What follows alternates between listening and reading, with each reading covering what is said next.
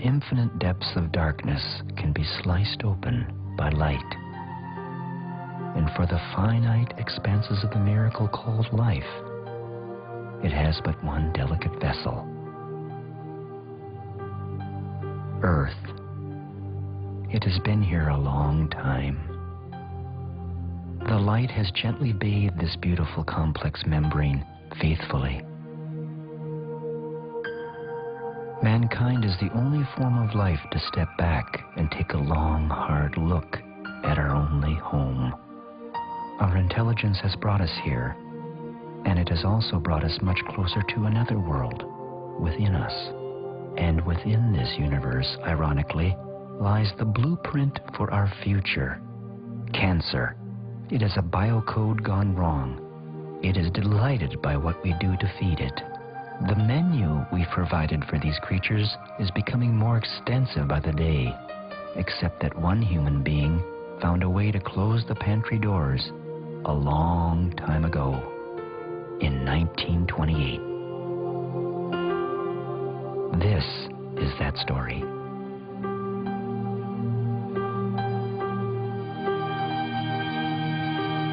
The famous naturalist John Muir once wrote, "If one pulls on a single thread in nature, you'll find it attached to everything else." For this 15-year-old boy named Garrett, he rediscovers that fact from different angles regularly. He lives with his father in a remote section of Alaska, where traveling in bush planes is almost routine. From these vantage points, the health of forests, wildlife, and even glacier melt can be easily observed.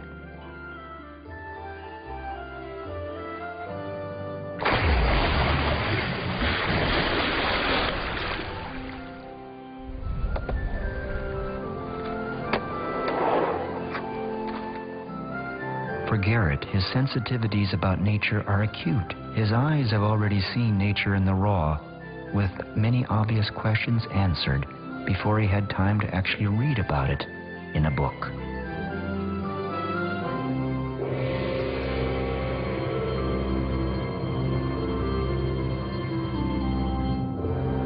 As far back as he can remember, his family has worked with orphaned wildlife, and so his understanding of biology was hands-on there too.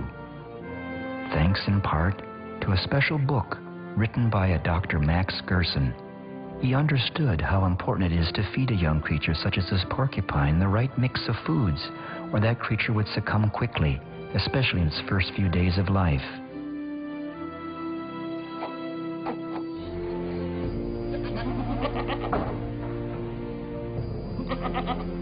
Regular visits to our neighbor Bob provided this unpasteurized goat's milk. No store could legally supply this. Bob's wife, Margaret, is recovering from breast cancer. But she recently heard from Garrett about Dr. Gerson, and then word spread in the community about this Gerson therapy. People that were deeply impacted positively included the mayor, the local electrician, the banker, the Hammer Museum guy. Then there was the beekeeper, who saw links to the Gerson therapy that extended even to the health and productivity of his bees. There was also the artist, the people at the organic store, and then a Gerson tape was obtained.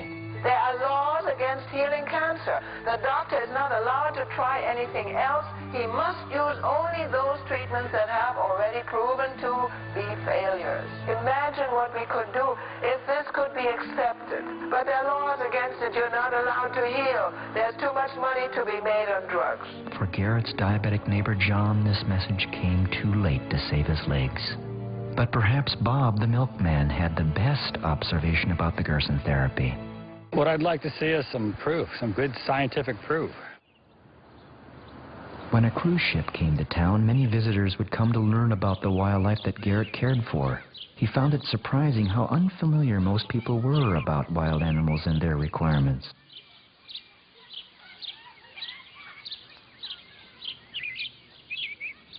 The news of this situation eventually got back to Dr. Gerson's daughter, Charlotte, who sent Garrett a little gift.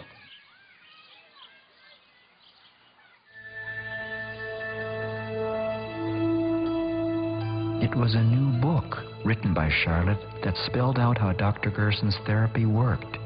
It had easy-to-understand statements about cancer. Even a 15-year-old could find the text a good read. The chapters were profound and seemed too good to be true. Points were made that sparked curiosity to learn more.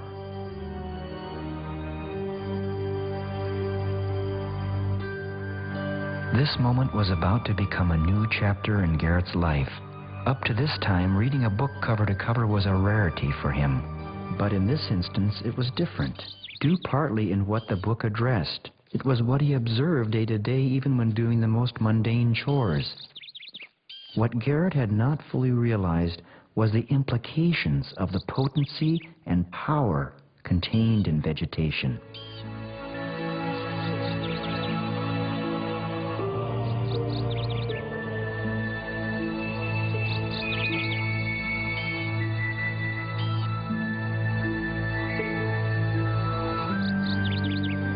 What seemed like a simple snack taken for granted in the garden had tremendous implications worldwide. If Gerson's therapy was accepted and implemented, it would help change the history of mankind's modern agriculture, food supply, healthcare systems, economy, and of course, the environment. Then Garrett learned a lesson in being misunderstood one day when his father cleaned the house and tossed an artwork piece Garrett had made into the trash. Because of its unusual design, the community garbage collector fished it out and gave it to local police, who declared it a bomb. Definitely a blow to Garrett's creativity. Other situations then took their toll on the boy, and Garrett's straight-A record sunk. His father decided he needed to be homeschooled. His first homeschool lesson was about Dr. Gerson and... I'd like to see some scientific proof. The boy wasn't sure how that would be accomplished, but he did draw out an analogy between gold mining and human nature to start with.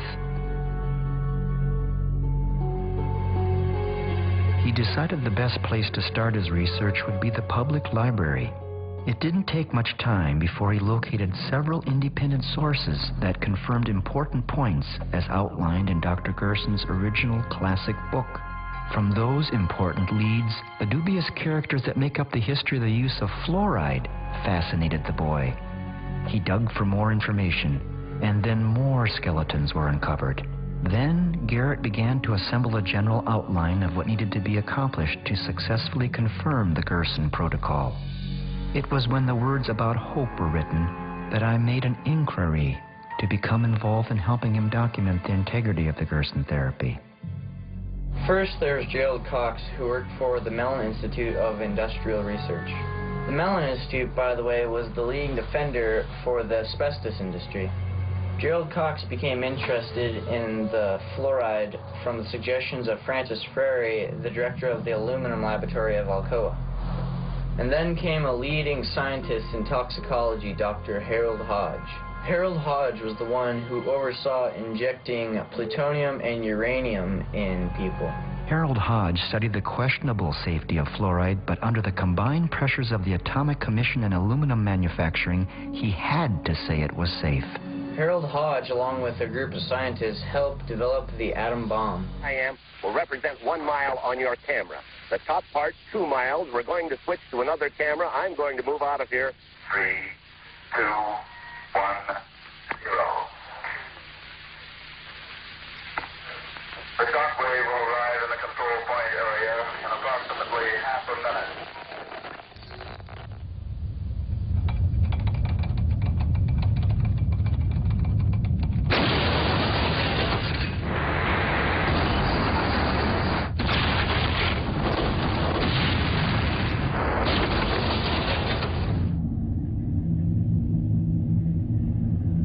And then came Edward Bernays, the nephew of Sigmund Freud, the wizard of public relations. Selling fluoride for public water supplies was easy for Bernays. He used the slogan, "Trust your doctor." To this day, even fluoride tablets are dispensed to children, thanks in part for the need to use fluoride to build the atom bomb. Parallels can be drawn from this history to another in the making about cell phones. A $28 million grant was given to Dr. George Carlos in the 90s to prove cell phone safety, but instead he found otherwise. He refused to be paid off. Cell phone transmissions are still a concern as to how they affect insects. Do they teach this in public schools? But when it comes to dental health, diet, not fluoride, can play a huge role. This became vivid for Garrett as he assisted on minor surgery of his tame wolf. The perfect cavity-free teeth of the wolf pointed to facts in a book he had just finished studying from the library. It was called Nutrition and Physical Degeneration by a distinguished dentist named Dr. Weston Price. Dr. Price traveled the world with his wife in the 1930s to visit native cultures that had never been exposed to modern civilization's diet of white flour, canned food, and sugar. To his amazement, these people averaged less than 1% of tooth decay. And Dr. Price noted something else. None of the people in these different tribes and cultures practiced any sort of dental hygiene. Not one of his subjects had ever used a toothbrush. But once processed food was introduced to them, tooth decay and disease followed, and it was the beginning of the end of the uniformly hardy and strong. Dr. Price studied animals with improper diets. Two-headed calves, deformed cats were the result. He also observed a direct link between human skull formation and diet. And yet, in present day, the subject of fluoride is still debated. In the state capital of Juneau, Alaska, I met up with the city's chief dental officer. For the state of Alaska's position on water fluoridation, the Department of Health and Social Services and Division of Public Health support water fluoridation, but in Alaska it is a local initiative, and what's going on in Juneau is a local vote on Juneau resuming water fluoridation. So while the department supports this, this is really a local issue, and I'm also involved with the Citizens for Dental Health coalition, but that's not in my capacity as state dental officer. Do you think that fluoride in the water will help prevent cavities and such? What is your position? I think there's clear evidence over the past 60-some years now that fluoride reduces tooth decay. But fluoride's only measurable effects on tooth decay are from topical application, not from drinking it.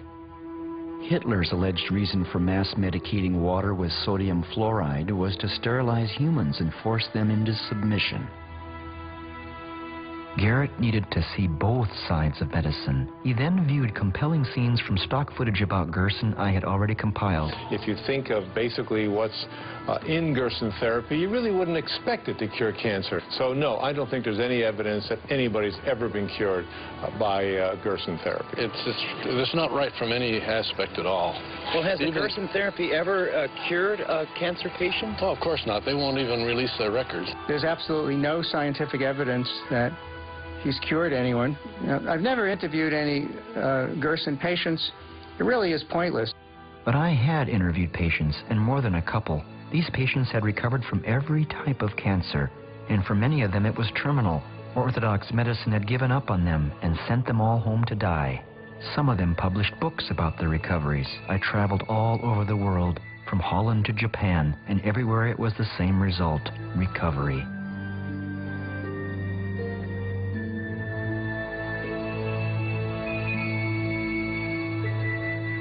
And even heart arteries can be restored.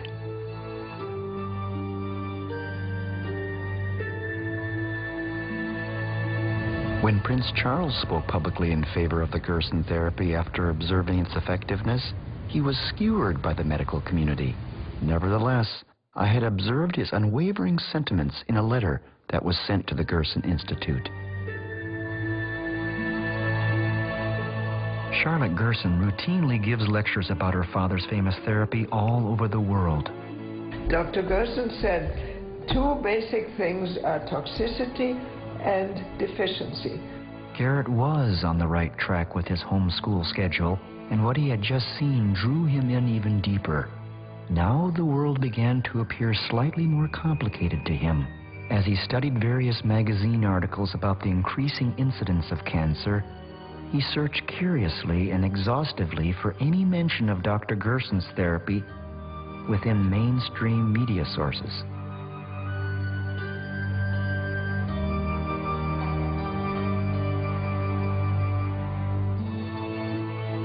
Instead, what he discovered within the pages of any given article about cancer or chronic disease was a different approach to the crises, one that made him suspicious. Garrett wanted to learn more, and to his delight, the Gerson family sent him some long-forgotten film reels. Dr. Gerson's image with his family came to life.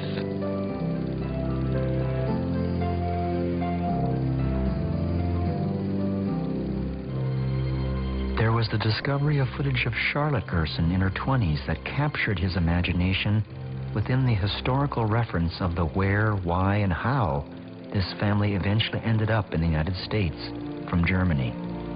As a young doctor in Germany, Max Gerson's inspiration was Hungarian medical researcher Dr. Ignaz Semmelweis, who discovered that if physicians simply washed their hands between delivering babies, women would no longer die of infections. He was severely ridiculed for the suggestion.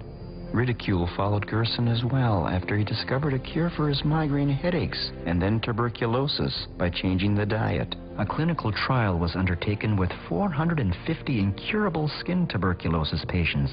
None of them recovered at first, and Gerson was devastated. But then it was discovered that a nurse was sneaking pastries, beer, and sausages to the patients. The Gerson diet was then strictly followed, leading to the recovery of 446 of the 450 patients.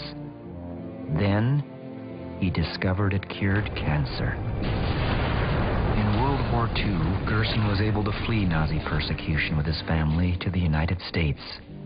He continued to not only cure cancer, but other chronic diseases too. And when his close friend Dr. Albert Schweitzer suffered from diabetes, he cured Dr. Schweitzer as well, leading Schweitzer to assess and declare that Gerson was, quote, the most eminent genius in medical history. In July of 1946, Senator Claude Pepper held Senate subcommittee hearings over Dr. Gerson's cancer therapy. The astounding testimony was quickly reported by ABC News commentator Raymond Graham Swing over ABC Radio. The public's reaction was swift and favorable, but the broadcast resulted in the firing of Raymond Graham Swing 2 weeks later due to severe pressure by the pharmaceutical and American medical establishment. I was investigated 5 times. What do you mean by being investigated, sir? From the AMA. They investigated you? Yes, 5 times. Every time they come, I show them, here's a patient you sent home to die, cured. Other patient you sent home to die, cured. Next patient you sent home to die, cured. And cure he did, including people with muscular dystrophy, like this young girl. Dr. Gerson's public lectures about his therapy were unpopular amongst his peers. For example, Gerson had spoken out against tobacco since 1920. Time out for many men of medicine usually means just long enough to enjoy a cigarette. And because they know what a pleasure it is to smoke a mild, good-tasting cigarette, they're particular about the brand they choose. In a repeated national survey, doctors in all branches of medicine, doctors in all parts of the country were asked, "What cigarette do you smoke, doctor?" Once again, the brand named most was Camel. Yes, according to this repeated nationwide survey, more doctors smoke Camels than any other cigarette. Why not change to Camels for the next 30 days and see what a difference it makes in your smoking enjoyment? See how Camels agree with your throat. See how mild and good tasting a cigarette can be. And as more layers of the therapy were uncovered and understood, it was becoming clear to Garrett why there was such opposition to Gerson's therapy of caring for health.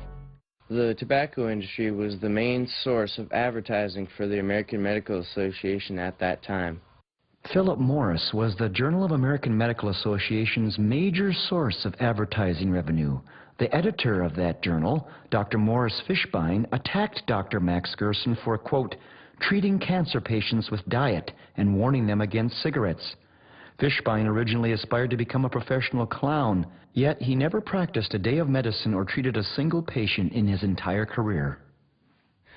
Today it's no different. Chemical and pharmaceutical companies now run the American Medical Association and the FDA. The thing that bugs me is that people think the FDA is protecting them. It isn't. What the FDA is doing and what the public thinks it's doing are as different as night and day. A quote from Herbert Lay, the former commissioner of the FDA. The boy remembered the superior effectiveness in a remedy his father had used on his foot. Costly and toxic pharmaceutical treatments had not worked, but by merely dicing a few cloves of garlic mixed with raw honey, his foot problem disappeared. Raw honey also disinfected and greatly sped up cuts and abrasions. Another healthy, inexpensive item used that is non-toxic was hydrogen peroxide. It was used as a cleanser in the home and was even found useful cosmetically in hair highlighting. Garrett found putting 3% hydrogen peroxide in the ears for a time would even prevent the common cold. There are volumes written about natural cures and treatments. Knowledge is power. Garrett gave his orphaned moose calf named Franny her last bottle of goat's milk. And so Garrett's homeschool lesson went to a new level. It was time for him to take his homework on the road and put it all to the ultimate test.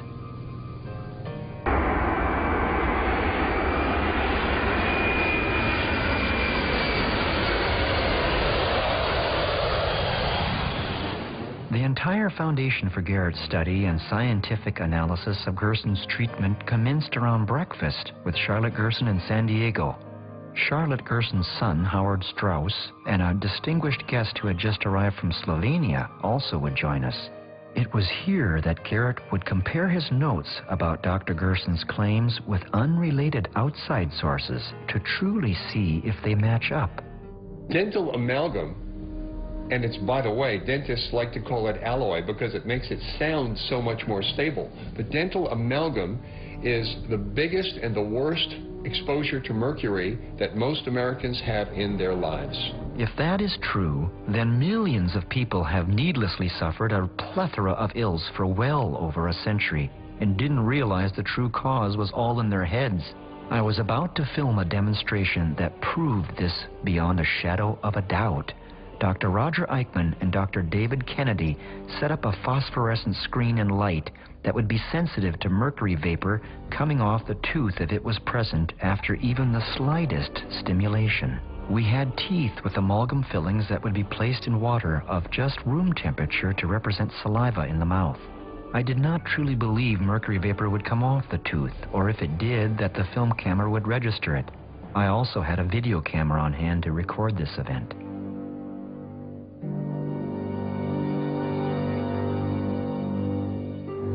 To my shock and horror, and as you can see, the 35mm motion picture camera did register the mercury vapor coming off the tooth.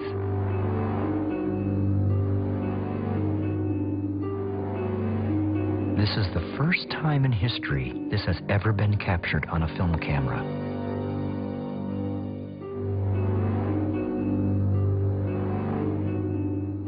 To make certain that what you are seeing is mercury, we had on hand a special instrument called a Jerome mercury sniffer to measure the levels. 191. 109. Show that to me, please.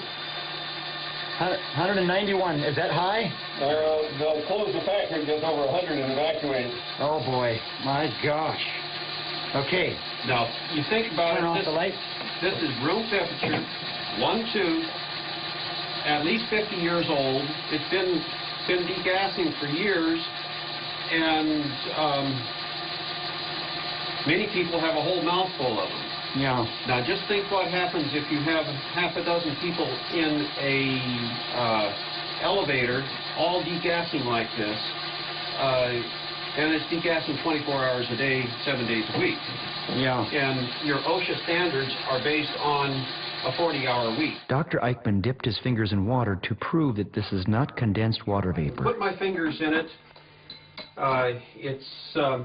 And if you notice, my wet fingers have no gas coming off of it. It's not water vapor. I don't see anything out. That you're seeing.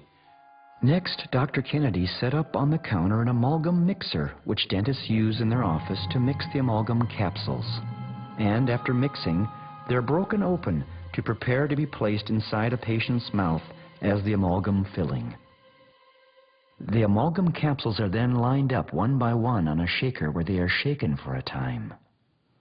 With an unsuspecting patient nearby, the capsules are then broken open just as any dentist or dental assistant will do. Will mercury vapor be released? Remember, this is common procedure and goes on each and every day all over the world in dental offices next to innocent patients.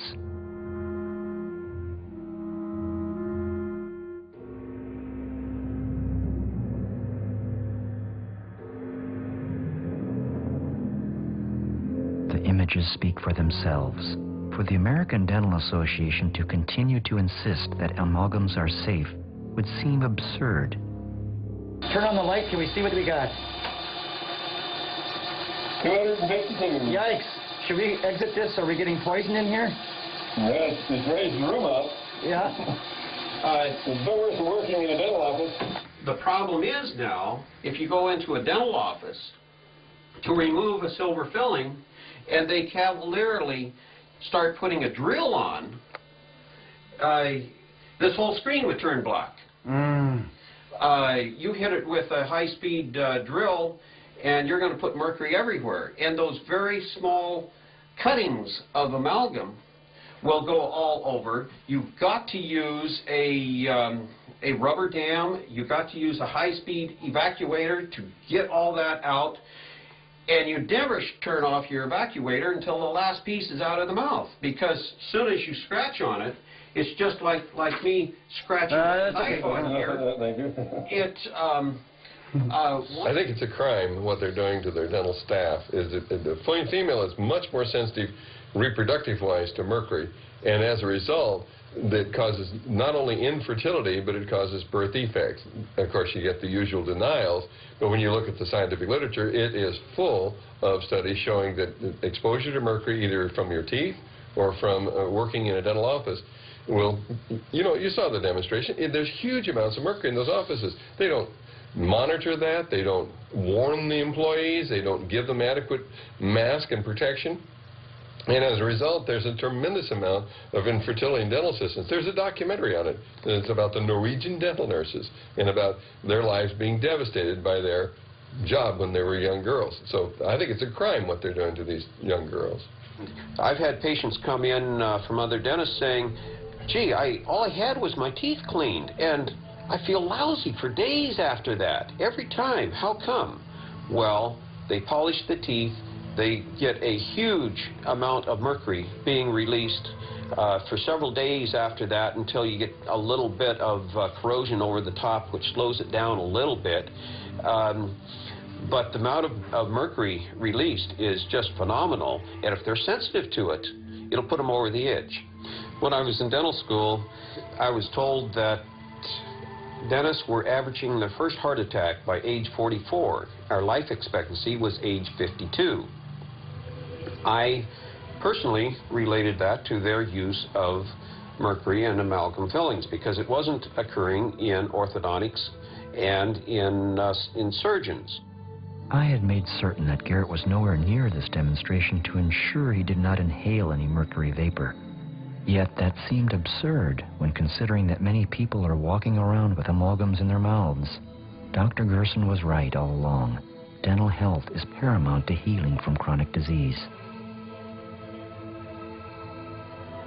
In Colorado Springs, Colorado, there is one renowned dentist who has spoken out about fluoride, dental amalgams, and even the dangers of root canals for decades. His name is Dr. Hal Huggins. But just before we were to meet him, Garrett fell into a depression. He couldn't seem to overcome the disturbing chemistry lesson about deadly methylmercury vapor that Dr. Roger Eichmann gave. This homeschool lesson had hit him hard. And then the cause of his sadness was revealed. The boy's parents had unwittingly allowed some dentist to stick the mercury inside his mouth too. He now saw himself as a biohazard. But the good news was that he was about to meet Dr. Hal Huggins, who would give him some reassuring direction. Well, most of the people I see who are having their amalgams removed have some sort of a dread disease. But you're interested in prevention, then you are 1 in 100 who's in a very good position, because prevention is a whole lot easier than correcting a problem after it's occurred. He asked how many dentists state that mercury fillings are safe. Well, that would be pretty close to 100% if they want to be in dentistry tomorrow, because the Dental Association has certain rules and regulations that if a dentist is asked, is mercury toxic, and they say anything affirmative, they say, well, yes, it is. It's the most poisonous metal on the planet that's not radioactive. They're going to lose their license and be selling used cars the next day.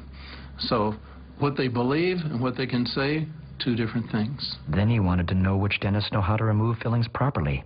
Those people who go out and just have their fillings removed at random, by actual measurement, 63% end up with an autoimmune disease within 6 months that they did not have before they had their amalgams removed. Dr. Huggins guided Garrett to a dentist that did know how to safely remove his filling. The boy remembered a question he had asked Dr. Huggins about retaliation for speaking out. Yes, there have been a number of cases of retaliation. The first thing they did was put up an enormous amount of money to see to it my license was removed for refusing to place amalgam, for refusing to do root canals on patients, and writing a book they didn't like. There have been personal things that have been done against me and my family, which destroyed the family. The rest of it destroyed the business. They've destroyed everything I had except the mortgage on my home. And for some reason or other, they did not want that. Garrett reasoned that life could have been so much easier for him if he had just kept quiet like most doctors do. So the question became, why put yourself through this? When you have seen the people that I have seen, and you see that their life just has a few minutes, a few hours before it runs out, and you see that that can be turned around, and you see that years later these people do have a life, that's the payment that I get. That's why I keep doing what I'm doing. It was a refreshing ideological position that reminded Garrett of Dr. Gerson, but it still is David and Goliath. In this situation, the American Dental Association wields tremendous power and control over a dentist's life. And the dentist that performed the procedure of proper filling removal on Garrett was terrified of his identity being captured for this movie. Documents had to be signed, which meant that I was personally liable to him for the ruining of his career and income if I did film his face.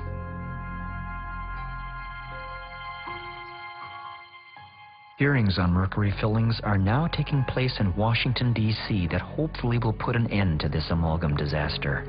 It is estimated that there is 1,000 tons of mercury in the fillings of Americans at the moment. Incredibly, the FDA has never conducted an environmental assessment of the use of dental mercury amalgam as prescribed by law. It is very important for the Orthodox people to keep patients from coming to alternative treatments because they work. People have been so brainwashed for so long. But what could possibly be worse than dental health?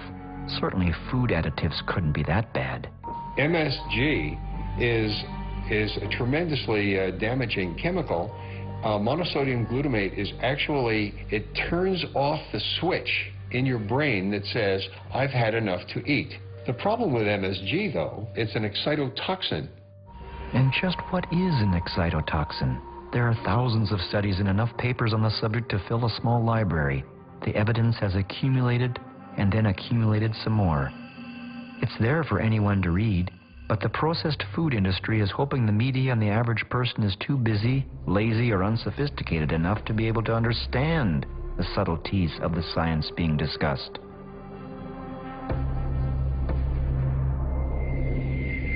But just in case the average layperson does show a bit of curiosity about the dangers of flavor enhancers like MSG, the food industry has smartly printed little rack cards and brochures to give us, defending their crisp position.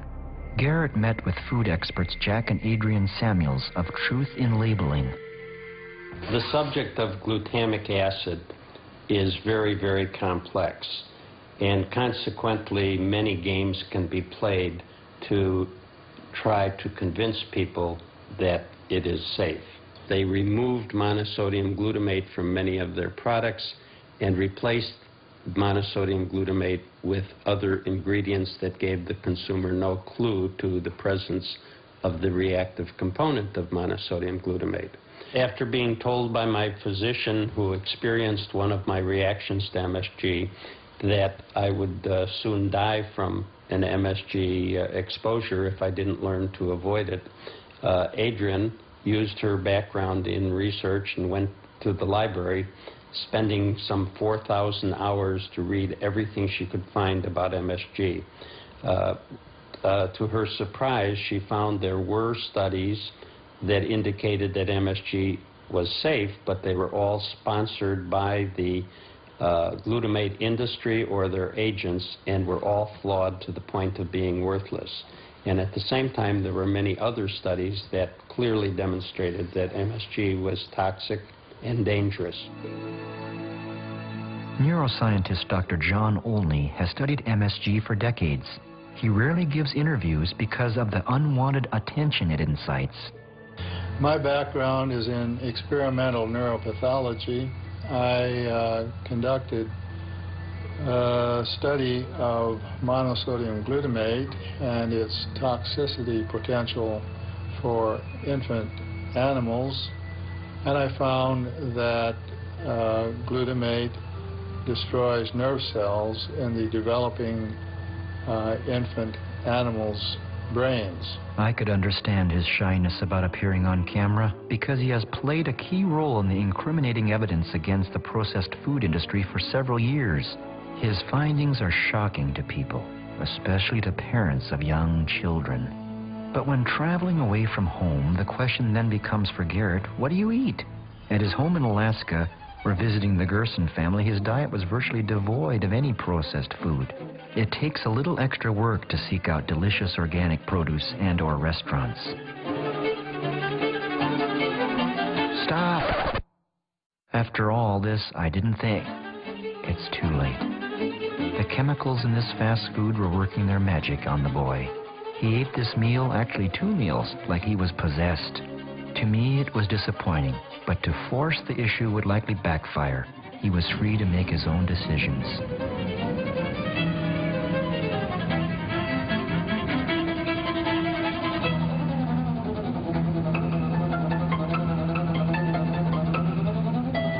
Three hours later, on a plane headed for Jackson, Mississippi, the results were in.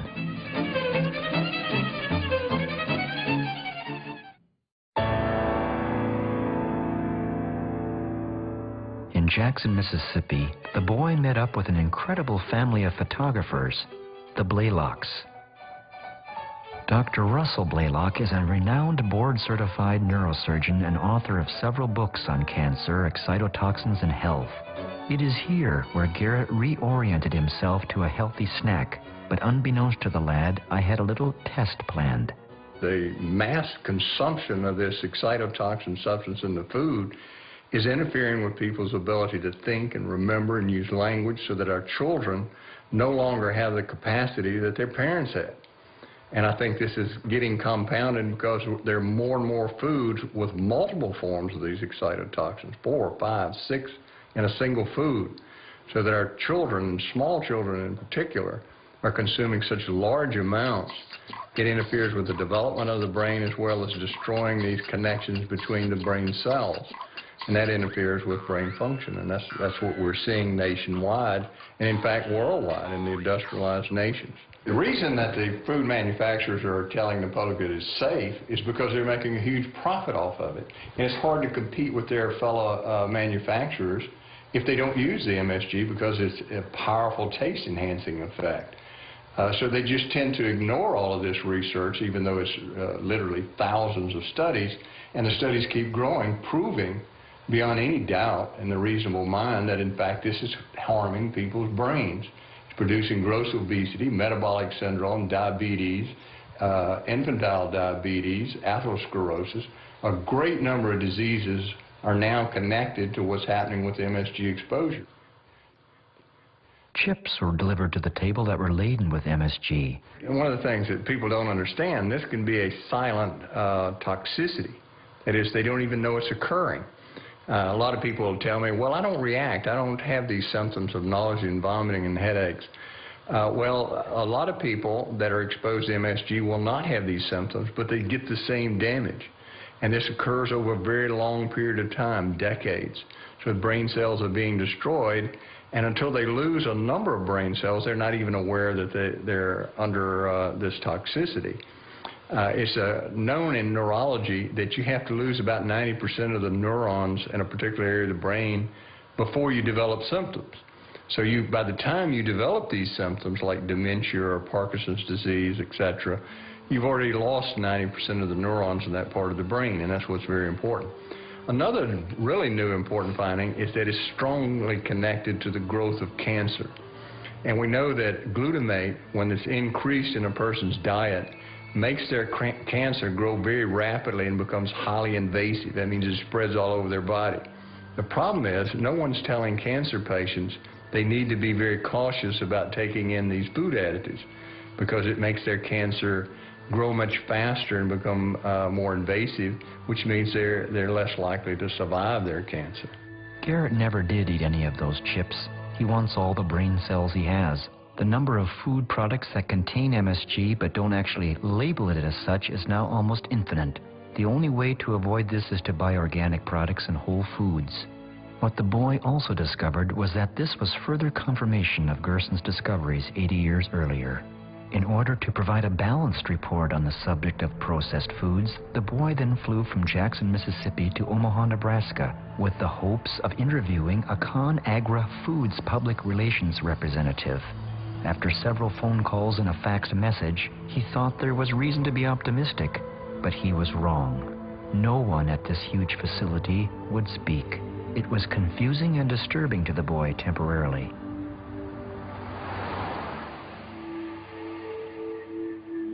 For me, this heavily guarded facility and non-communicative position was supreme arrogance, especially when considering that they are feeding us, or some of us, every day.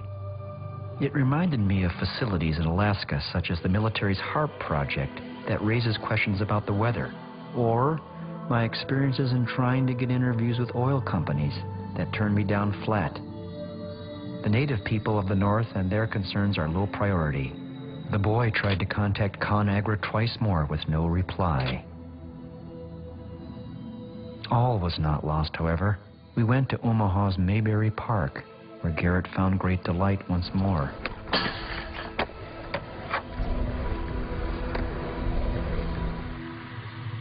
We have to go back to Hippocrates. He said, first of all, do no harm. Well, every single drug does harm. Then he also said, let food be your medicine and medicine be your food. That's very important because food will nourish you and heal you. It's natural materials which your body knows how to utilize. Your body has evolved over millions of years to use. Whereas these huge, incredibly profitable companies all over the world are damaging, liver toxic, and cause disease. So how can they really be considered a medicine if they're causing disease? If we couldn't speak to food manufacturers, then maybe we could speak to a food engineer. Meet Carol Hornline. We met her at the St. Louis, Missouri airport and were driving her to a radio interview. Along the drive, there was plenty of time for sightseeing. Garrett, in particular, now had time to digest a lot of information. He overheard much of the conversation going on in the front seat about another food additive that made him remember. In 1974, I petitioned the commissioner of FDA about some evidence I had found pertaining to aspartame causing brain lesions. But despite all warnings, the former head of GD Searle, Donald Rumsfeld, forced it into the food market anyway. As a highly paid and highly respected food engineer, Carol was right in line to work with this dangerous substance.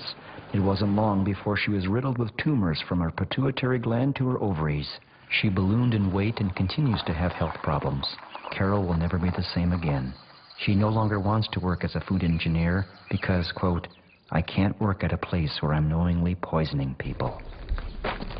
This story is actually worse than the tobacco story because at least you can choose not to smoke. Food, you have no choice. We were now at the radio station where Carol would have a chance to tell the world her story and what food additives like MSG and aspartame do to any unfortunate organism that comes in contact with it. Kennedy and Mr. O'Reilly. This radio program, The Power Hour, can be heard around the world on shortwave radio or the internet every day of the week in rebroadcasts or broadcasts. To the point where they're leaving their seats and they're going out and becoming activists and they're demonstrating and writing letters. It's msgtruth.org. That's her website. Now, she became injured as a result of using MSG, but she didn't really use it. It was done to her. I was basically shoveling aspartame out of a barrel. Whoa, can you believe that, listeners? Shoveling aspartame out of a barrel. I've had many problems over the years. What about these tabs? You know the tab drugs? Yes, the quick dissolve, like the Listerine. Quick dissolve. The Listerine, the Listerine quick dissolve things, those have aspartame in them as well. Wow. If the Power Hour show allows people like Carol to speak out on such topics, they have to be creative about staying on the air. Advertisers that support the mainstream media do so because they're able to tout pharmaceuticals, processed foods, and lethal chemicals. Not here. What the Power Hour sells are natural products, food flavorings, books, and DVDs. Host Joyce Riley knew Charlotte Gerson and was familiar with the Gerson therapy. Joyce's background is in the military as a nurse, and the Gulf War affected her with Gulf War syndrome, an illness. She then produced a startling film called Beyond Treason, which documented the serious environmental degradation from U.S. munitions tipped with depleted uranium, as well as experimental vaccines and more. The consequences of these activities are horrifying. Radioactive depleted uranium, for example, has a half-life of 4.5 billion years and has now contaminated regions of the Middle East forever.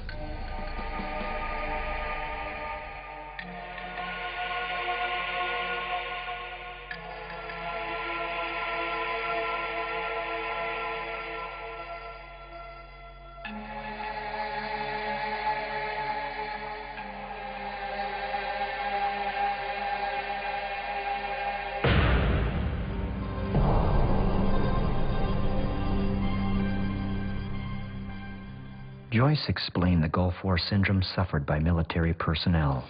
The Gulf War illness is something that is a combination of a lot of toxins. And I couldn't figure out why I was sick because I only flew from Alaska to Cuba during the time that I was a flight nurse. But I became ill. I did have the vaccines. A lot of the troops did have the oil well fire exposure. They had chemicals, biologicals, vaccines, everything involved. What we do know now is that they were full of toxins. I was a nurse for about 35 years, and during that time I'd done everything from electroconvulsive therapy, which is shock therapy. I had been a chemo nurse. I was a director of nursing. I was a nurse in a heart, lung, liver, kidney transplant unit, and I never appreciated food at all. I never appreciated what it was for. And then I became ill after the Gulf War, and it was amazing to me that nothing in medicine could make me better, nothing. So I had to start looking into alternative and integrated medicine. Gulf War veterans were becoming ill right after the Gulf War. Thousands of them were becoming ill. And we had no place to turn to. We found out that there were some Gulf War veterans that had been helped by eating raw foods, vegetables, fruits, and doing juicing. And when all this talk about vaccines came up, Garrett shared his own feelings about vaccines that are given to infants and school-age children. There was a 90% reduction in diseases before the vaccines were even introduced, as graphs clearly show. It was improved nutrition that caused the reduction, not vaccines. Vaccines are neurotoxic, and for that reason and awareness, the boy has a clear position on the subject.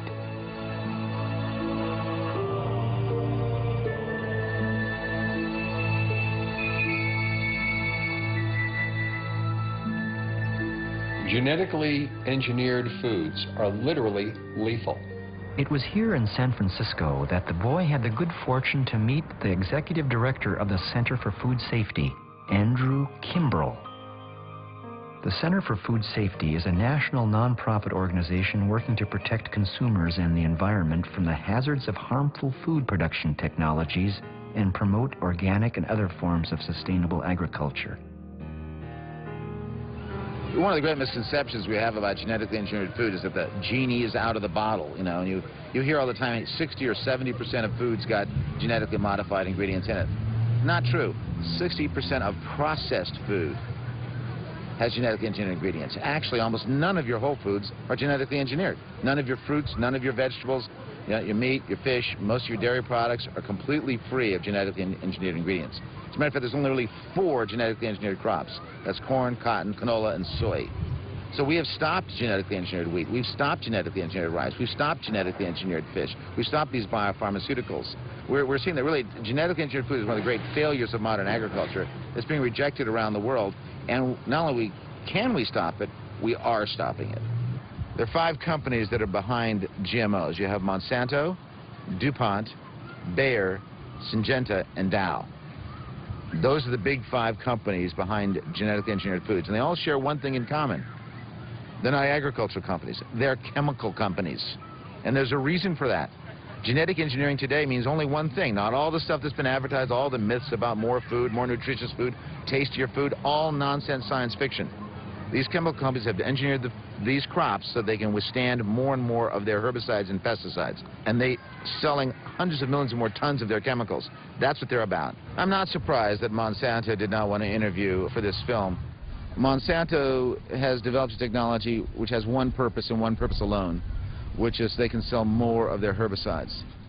Garrett was shocked to find in doing his homework that many of the people that work for these chemical companies later worked in government positions that were supposed to regulate these corporate giants. Sometimes they went back to work for the corporations again. Employees commonly move through what has been coined the revolving door between corporations and the public agencies that regulate them. Monsanto should not have to vouchsafe the safety of biotech food. Our interest is in selling as much as possible. Assuring its safety is the FDA's job. But when this quote is said alongside a statement from the Food and Drug Administration, it simply doesn't give the casual food eater much protection.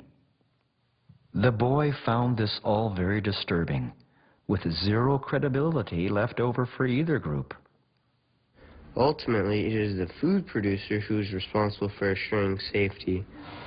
So really it's up to the good nature of the biotech companies to provide studies to the government. But mostly this is an unregulated industry, and this is our food. One of the great questions people ask is, are genetically engineered foods lethal? Are they toxic? And the FDA gave us an answer. The Food and Drug Administration of the United States gave us an answer. In the 80s and 90s, they looked at these foods and said, yes, the process of genetic engineering can take a non-toxic food and make it toxic. It can create new allergens. It can lower nutrition in food. It can lower our immune response.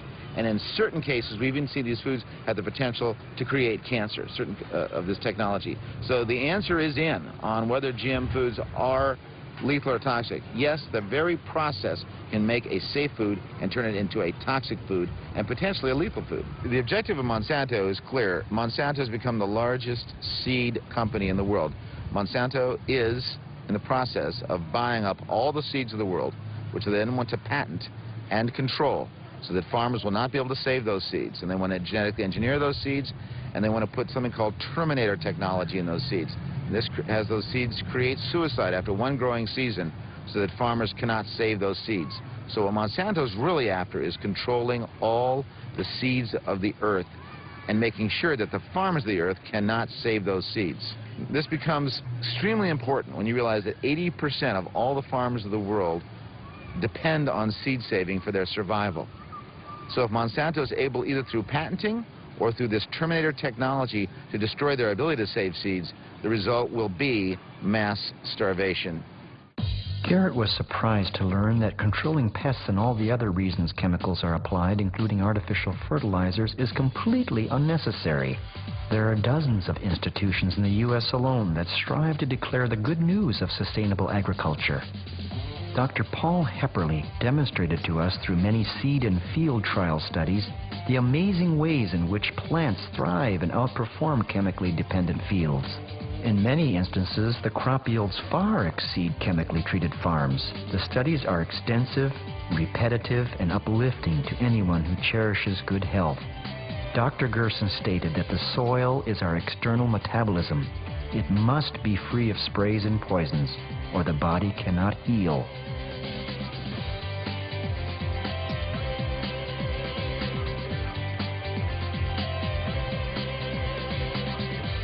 With chemical agriculture, the water that comes from your tap may contain much more than fluoride and chlorine. And there's another food treatment process that could still threaten your health. What we have found with the irradiation of food is it does not just kill the bacteria, which is what it's used for, but actually molecularly changes the food. It creates something in food called free radicals. These are novel molecular elements in the food that have never been there before. For example, in normal foods, we've seen the creation of benzene, which is a known carcinogen. And we've seen a number of other toxic elements in these food created because of the irradiation that fundamentally alter that food. So we have an ethical responsibility to eat well. The beautiful truth is that people around the world are saying no to GM foods, they're saying no to irradiation, they're saying no to food additives, and they're saying yes to organic food and beyond organic food. They're saying yes to food that is local, that is appropriate scale, that is humane, that's biodiverse, and that's socially just. Garrett thought that one way to stop some of this is by the way we vote, if indeed you can trust the voting machines to work right.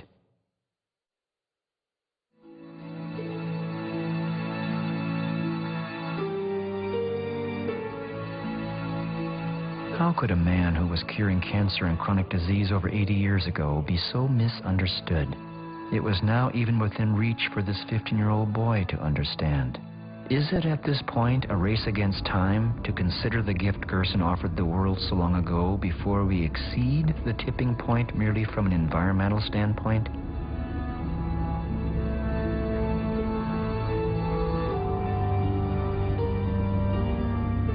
During the course of our travel, Garrett noted an article in the paper about obesity. After what he had learned, it wasn't a bit surprising. With all these chemicals and craving for more chemicals and more refined foods and sugar, we are bound to be obese and die that way.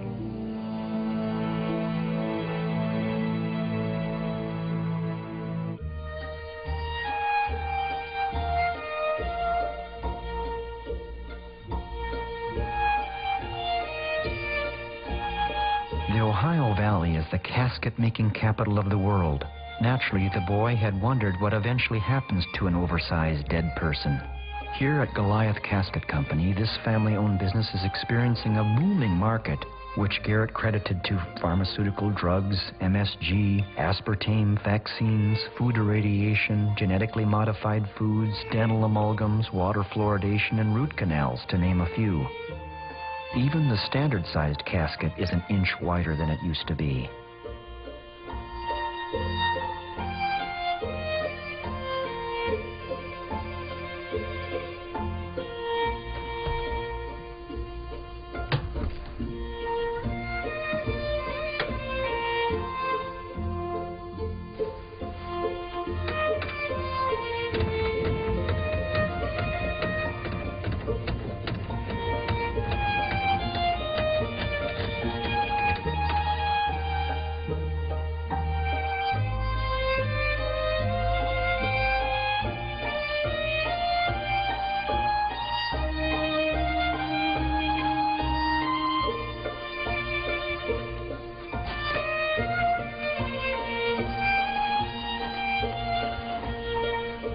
Most people won't get in one because they're afraid to do that. That's an omen, bad omen.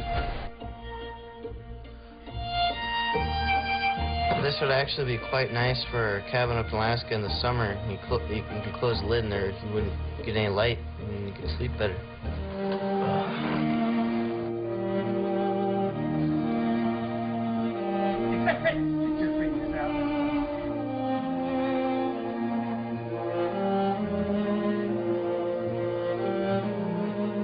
Most of the people are not taller, but they're wider and deeper. One of the issues we have with oversized obesity and oversized people is that they're very wide and they're also very much thicker or deeper. So our caskets have to be designed to accommodate this problem. Also, when they ask for a cremation, and many times they cannot do the cremation because the doors on the retort aren't big enough. Also, if they can do that, they have to be very careful of how they process the body in the retort to prevent the retort from catching on fire because of all the excess body fluids that may catch on fire and also cause the retort to burn down.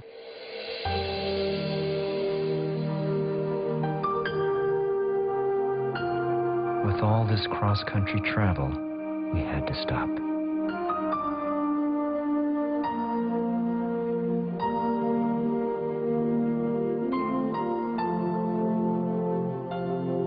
It was the home of Garrett's maternal grandmother. The boy's mother was killed in a freak accident recently. The tragedy made Garrett more aware of the fragility of life, and if living is within our control, then we should strive to stay healthy.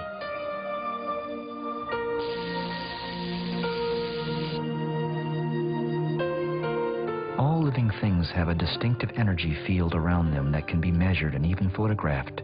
Garrett remembered before he left on this trip an experiment with an aerospace engineer named Christopher Wadke.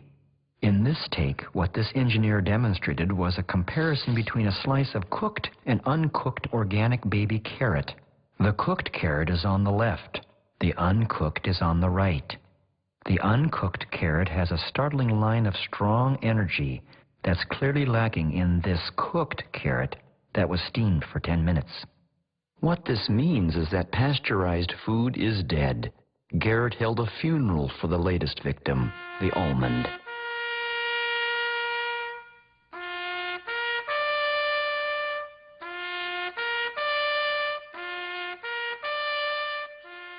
We then tried the experiment with a piece of conventionally grown apple and a piece of organically grown apple. The results were more subtle, but the apple piece on the right is organically grown, the left conventionally grown.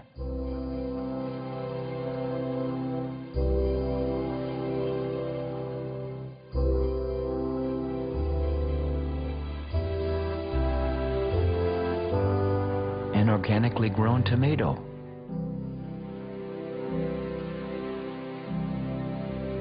A conventionally grown tomato. The photographic technique utilizes 50,000 volts and a broad range of frequencies to resonate with the test objects, capturing their patterns for analysis, whether living or non-living. The boy found the results consistent and fascinating, an area of study that needs a closer look. Kirlian photography is the iridology of the future, where we can see markers in the aura that's around people's bodies, and these markers indicate where their health is deficient and where their health is fine.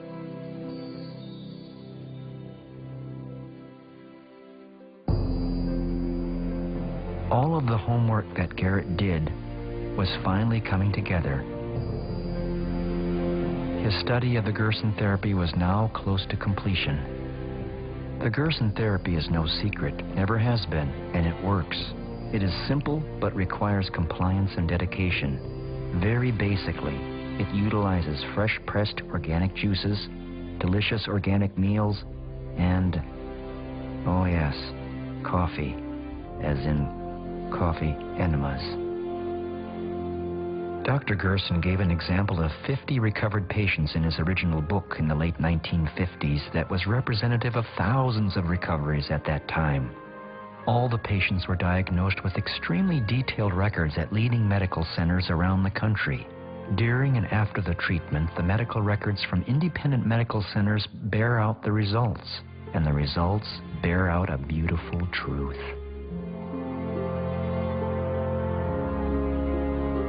Gerson cured his good friend Dr. Albert Schweitzer of adult-onset diabetes, and then his wife of lung tuberculosis, and then his daughter of a rare skin disease. It is something Schweitzer would never forget, and they exchanged letters up until Gerson's death in 1959. The cancer industry is about money and drugs, yet all the money in the world won't save you if you make the wrong decision. You might as well be homeless. The boy is certain that many of the famous and talented would have changed history and culture if they could have only known. Garrett, on the question of what does the pancreas do, essentially the job of the pancreas is to digest food.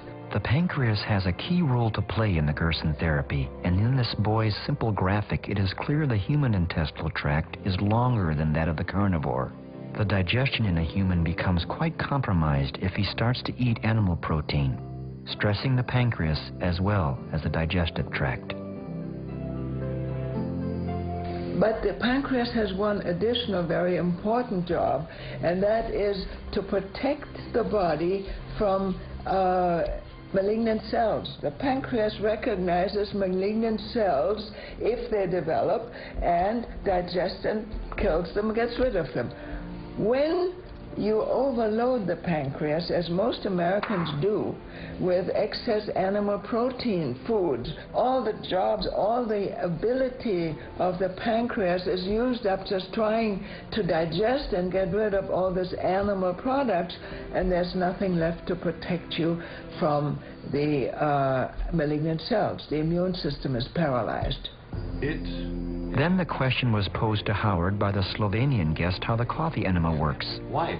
Well, what happened was that the caffeine in the coffee enema was absorbed by the hemorrhoidal vein, which is wrapped around your descending colon. That is a vein. It's a drainage system, not a distribution system like an artery. So that's part of the portal venous system, which then brings the caffeine directly to the liver. Directly to the liver. Okay. Not just the caffeine, but also some of the other elements of coffee. Okay. Cafestol and caviol. Okay. And potassium. And potassium, very important. Potassium. Okay.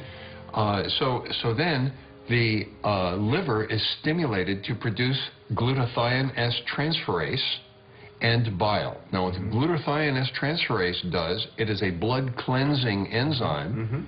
Of course, pharmaceutical companies have wanted to produce something that would stimulate glutathione S transferase, but they can't patent it. Because if they could clean the blood, that would be wonderful, but they can't. Okay. So we say, coffee enema, coffee enema. Okay. And they say, go away, kid, we can't patent that. The coffee enema is prepared with 3 tablespoons of fine ground organic coffee. Then it is simmered for 15 minutes. It is then poured through a filter into a 1-quart container. Distilled water is also added to restore it to a quart. Then it is poured into an enema bucket. Once the coffee has drained into the patient lies on his right side, knees drawn up for approximately 10 to 13 minutes, and then evacuates. But in order for the boy to truly be impacted on a personal level, he needed to meet cancer patients to believe it for himself. No more pictures, no more books.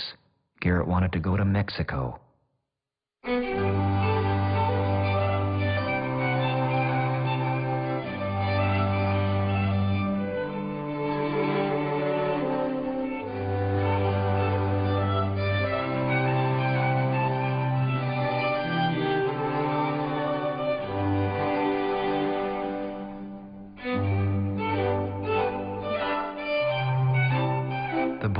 Surprised at how pleasant the surroundings were and how happy the cancer patients seemed.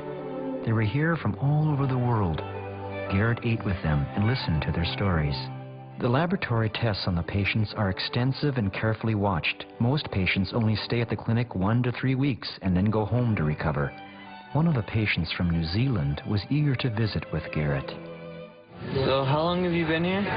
3 weeks yesterday. I came here straight from the Mayo Clinic in Florida, and I've got melanoma in my bones, spine, leg, liver, lungs and lymph. Since I've been here, inside myself I feel hugely different, much stronger physically, and I've lost the nausea. Within myself I feel 100% better than when I came. So I came here from the Mayo Clinic. They told me that I had 4 to 6 months to live if I didn't do chemo, and if I did chemo I would have 6 to 8 months to live with what I had. If I had really good chemo, that's like top of the line, and I responded, I might have a year. So looking at those options, I decided to look elsewhere. My sister flew over to meet me, and she was reading Ian Gould's book about his recovery from cancer. He had bone cancer, where he was given 2 weeks to live. And after trying the Gerson therapy for several months and then adapting it, he's now still alive and has got the Ian Gould Foundation in Australia. I trust it actually with my life. That's why I'm here. And I'm talking to Mrs. Gerson and And then Howard and Garrett spoke with one of the clinic's doctors. cases that we have. And what do you see? What do you see in the first few days of? In the first few days with doing the coffee enemas, I started to notice changes. Their pain starts to diminish. Their energy is increasing. Patients that come here the first time with blood pressure. Blood pressure in the first week disappears. Goodbye taking blood pressure medications. And the patients starting to realize, you know what, there's something more here than just a coffee enema and detox and organic diet and juices. They start to see the changes. And as I start to believe in what the hope they're believing, and I tell them it's more than hope, it's a reality. Reality. And it starts changing their way of life. And you, as a physician, must get phenomenal satisfaction. It excites me, unbelievable, to see changes in the blood work, in the x-ray, something that I can actually touch, feel, because I see these patients every day. From Tijuana, Garrett traveled south to meet a cancer patient that was recovering against all odds, at home with the Gerson therapy. In the mountains outside San Cristobal de las Casas, Howard Strauss guided Garrett to meet this patient, who is the same age as Garrett. Her name is Lupita.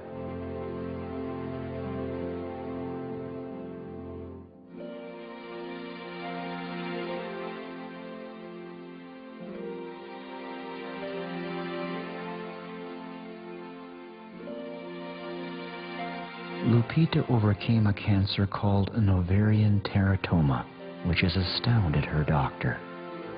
Utilizing the Gerson therapy under extremely difficult conditions proved to Garrett that anything is possible if one simply has faith.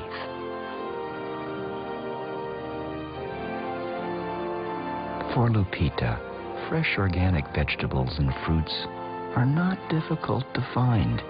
Ironically, truly organic produce in the United States is harder to come by.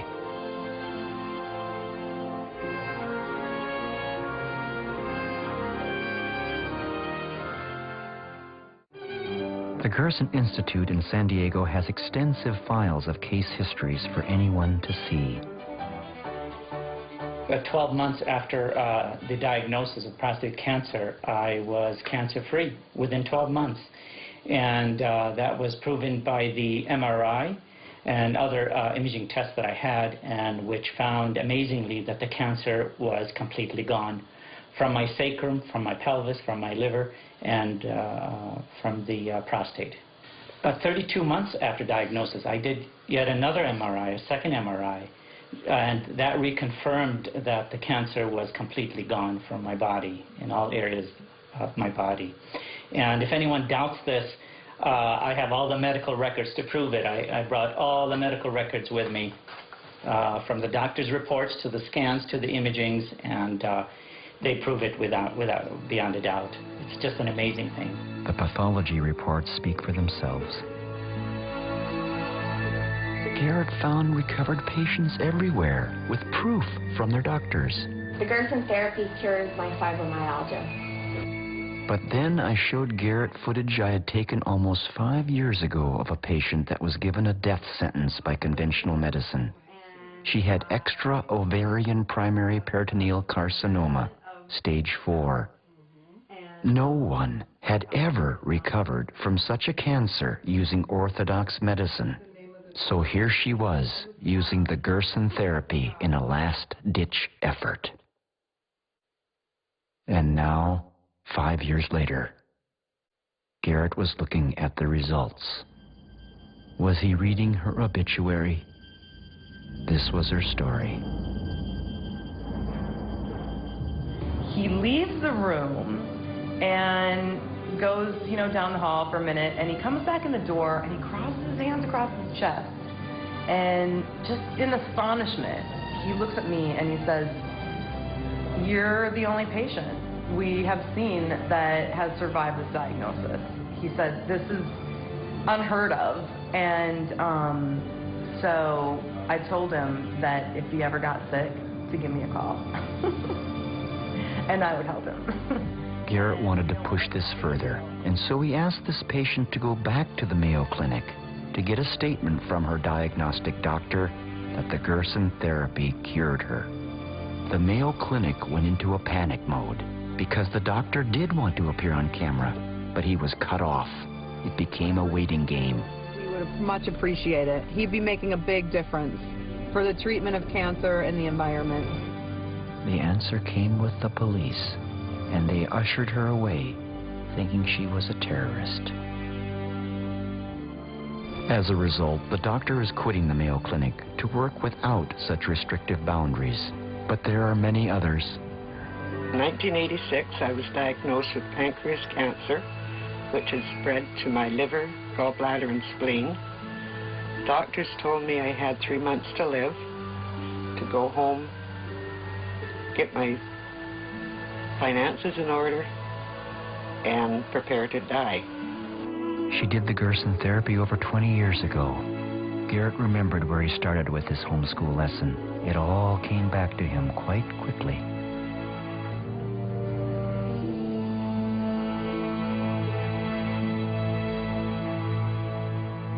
No, I don't think there's any evidence that anybody's ever been cured by Gerson therapy. It's not right from any aspect at all. Well, has the Gerson therapy ever cured a cancer patient? Well, of course not. They won't even release their records. I don't believe there's any proof that the Gerson therapy works. In other words, Charlotte Gerson was lying.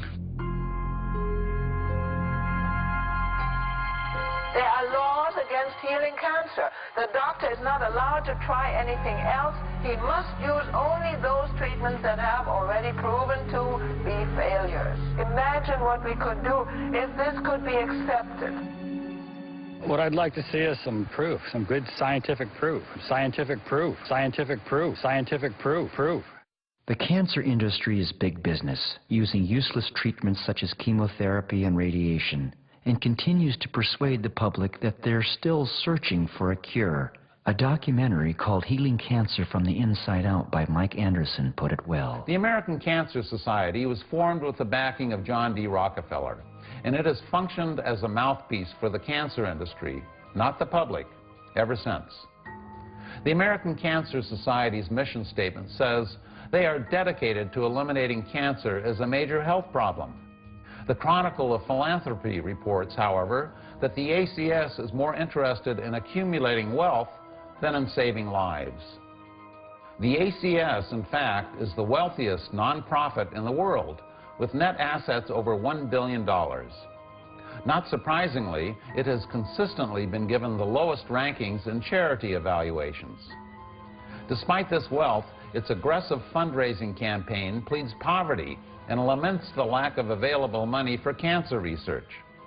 Aside from high salaries and overhead, most of what is left in the ACS budget goes into research that directly benefits pharmaceutical and radiological companies. What you see from studies conducted over the last 50 years is that for our major cancers, the effectiveness of conventional treatments is far less than a sugar pill.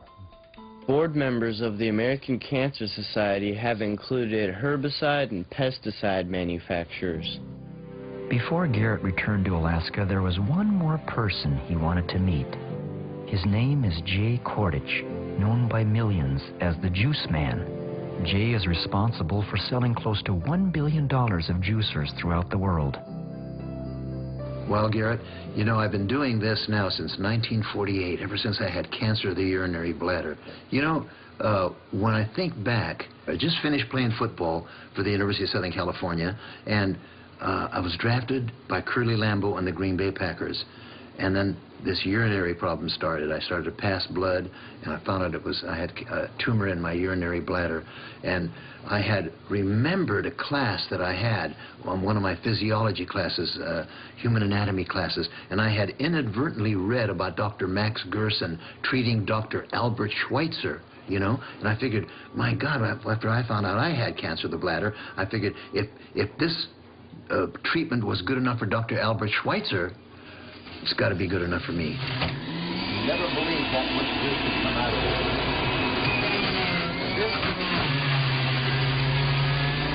This is the juice that saved my life when I had cancer of the bladder. The Gerson treatment, carrot and apple. Because of that, I'm here. All the drinks that I made And I continue even today, and this has been how long? Wow, 1948. My words of advice to you: bring the power of plants into your body. There's nothing like freshly made juices to nurture your 100 trillion cells.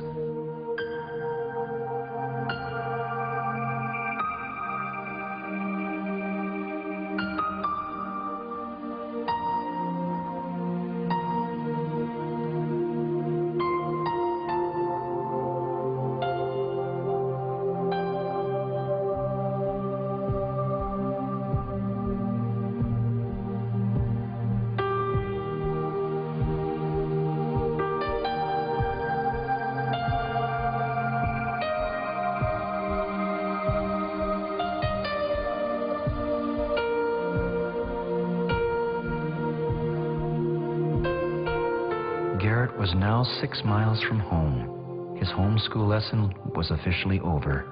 The memories of the trip still glowed red hot in his mind. Specifically, how could he possibly forget a woman who carries on her father's work relentlessly against all opposition? Who carries the torch of a way of life that is health care, not some government agency's plan hatched with a collection of drug companies?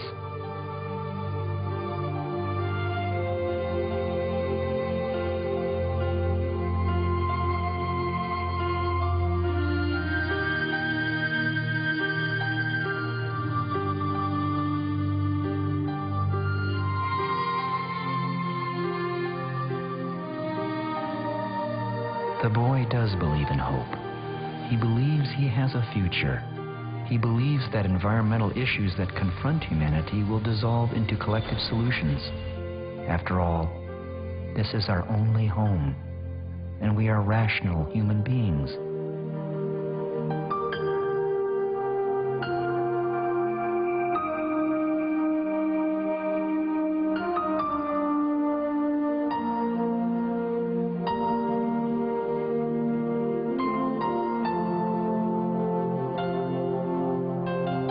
Now Garrett could see hope on the local level.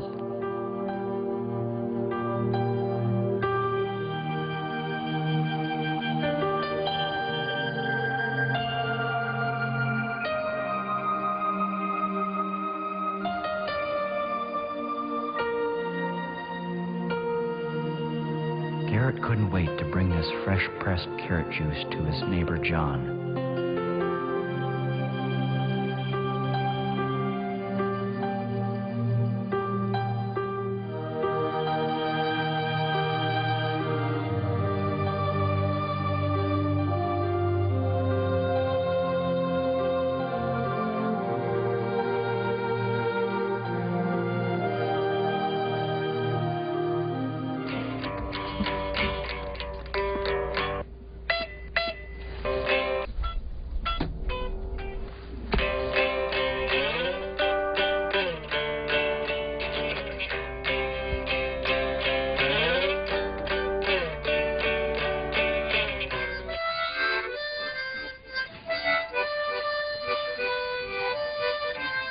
I'd like to see some scientific proof. Our other neighbor, Bob, the one that milks the goats and was quite skeptical, was really liking what he was hearing.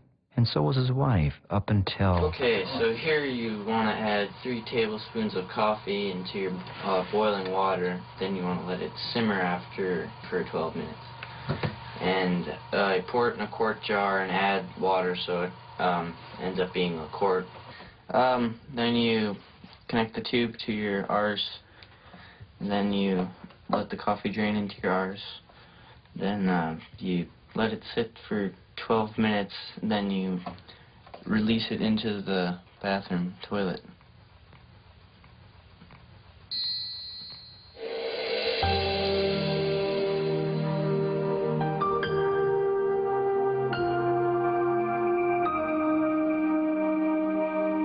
On another level, I think I learned more from this journey than my son, and for that, I'll be forever grateful.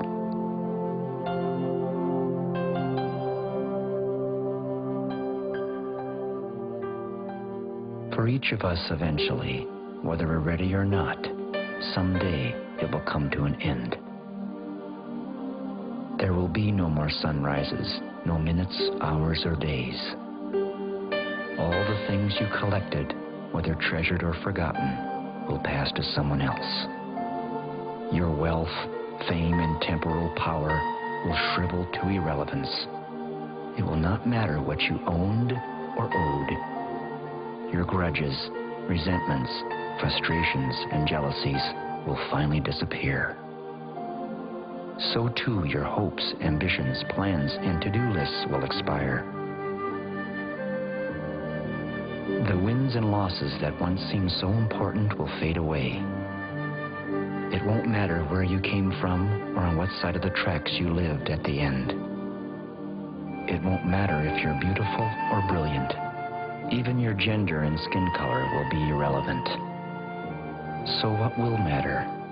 How will the value of your days be measured? What will matter is not what you bought, but what you built. Not what you got, but what you gave. What will matter is not your success, but your significance. What will matter is not what you learned, but what you taught.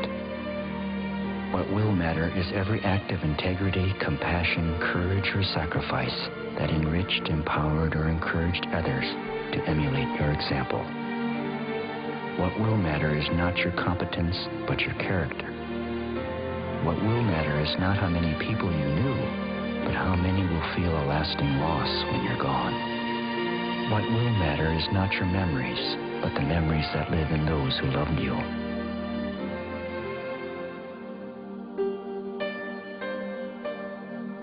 A life lived that matters is not of circumstance, but of choice.